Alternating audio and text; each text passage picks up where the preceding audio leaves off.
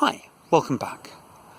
Last week I was talking about how I wanted to move into an examination of the extraordinary life, and the more I thought about it, the more I thought that'd be a jolly good idea. And then something extraordinary happened to me.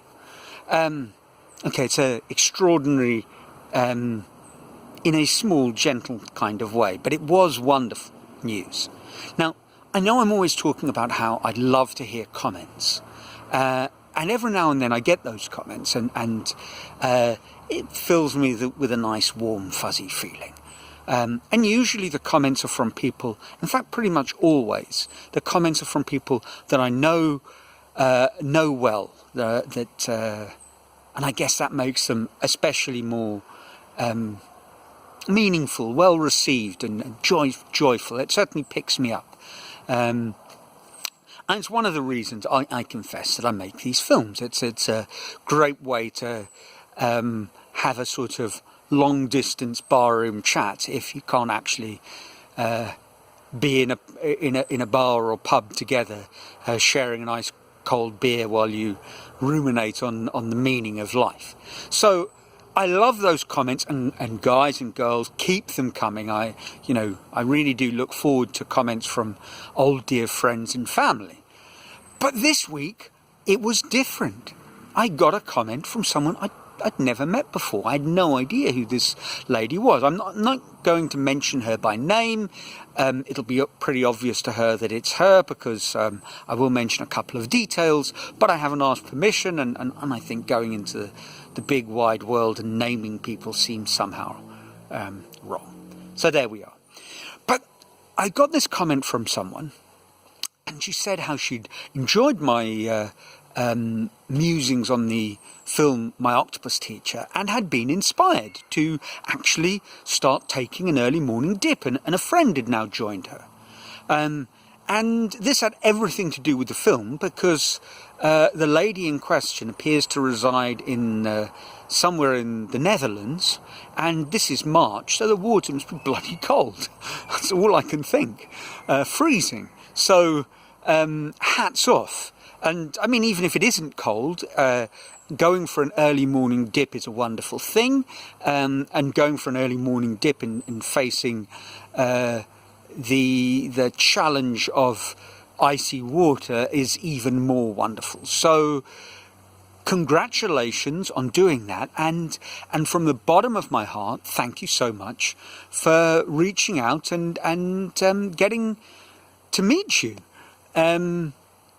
Because for a long time, I've made these films now for a couple of years, and as I say, staying in touch with people that I know is a fantastic thing.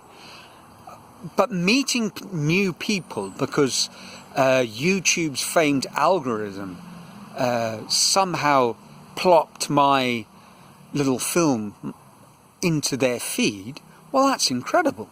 I never thought it would happen. I knew it did happen to people, but I thought they were SEO literate. Search engine optimization is not a thing that I'm really very good at. So the fact that my films appeared somewhere across the other side of the world, and the person enjoyed them, is incredible. And all the more reason to carry on doing this. I don't believe this is going to lead to millions of people following me on in the virtual world that we live in, or that I'm can give up my day job. Well, I've done that already, and I'm going to make millions through some kind of online scheme. No, that's not the plan at all. What was always the idea was that we could change the world, not by, being one of the amazing few, the Gandhis, who launch an idea out into the world and really do make a massive difference. I believe, and if you've been following these films, you've heard me say this, I think the way we change the world is by making a small positive difference to one or two people, and they do the same, and we pay it forward. And so if I can be part of that, not just with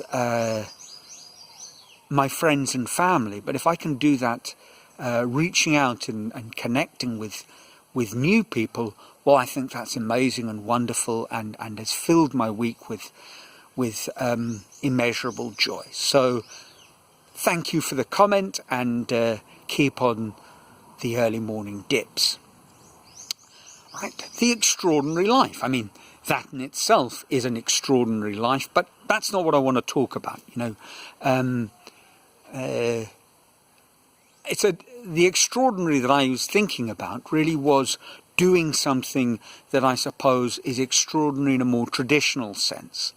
And I thought about certainly 3 ways we do that. Of course, there may well be more.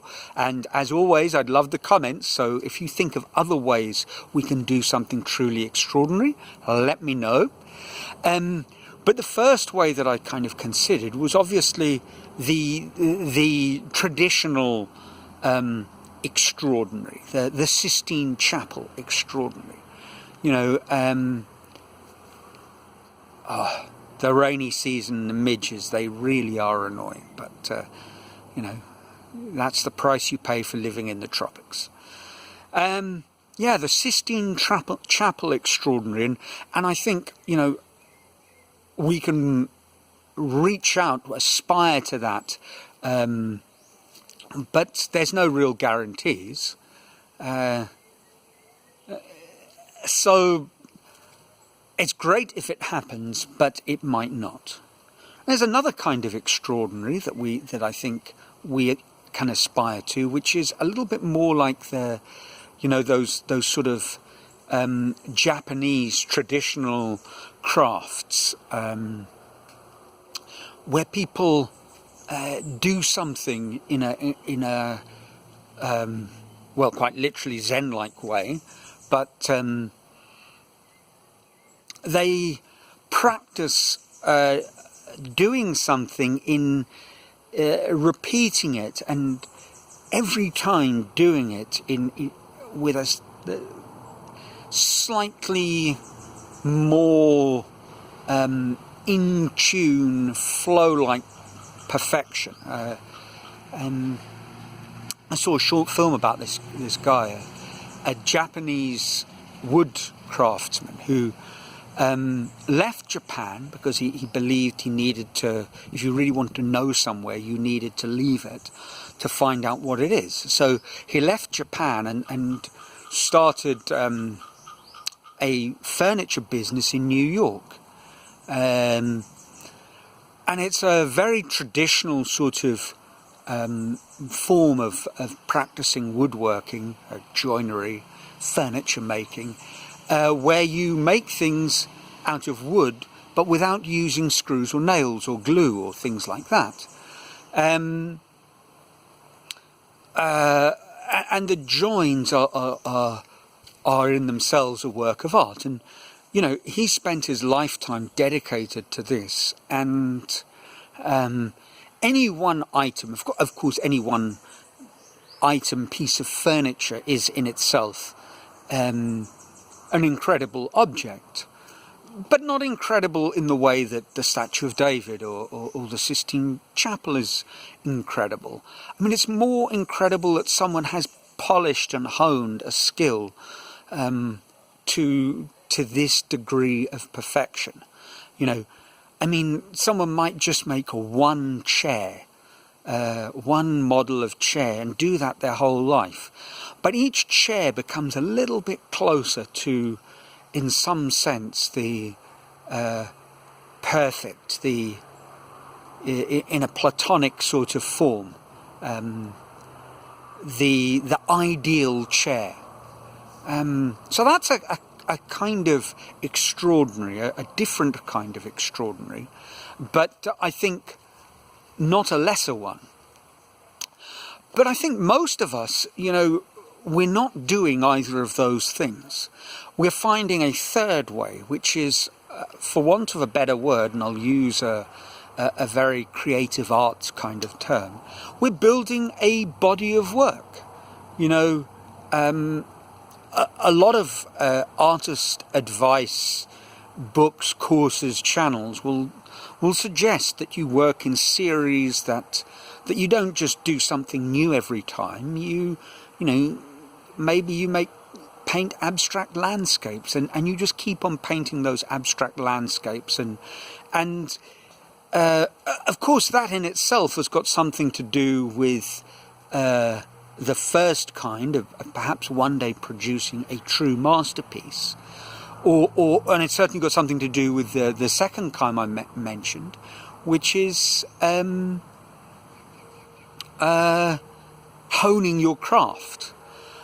But in a way, even if you never reach either form of extraordinary, that body of work becomes in itself an extraordinary thing. And this is true for not just artists. I mean, this is true for teachers building up a repertoire of lessons, or accountants finding a toolbox of solutions for their clients. So I'm going to explore this with stories and references and who knows what in the weeks to come. Until then, love to know what you have to say, what you think. Keep the comments coming, whether you know me or not. And I hope you're safe and well. And until next week, ciao.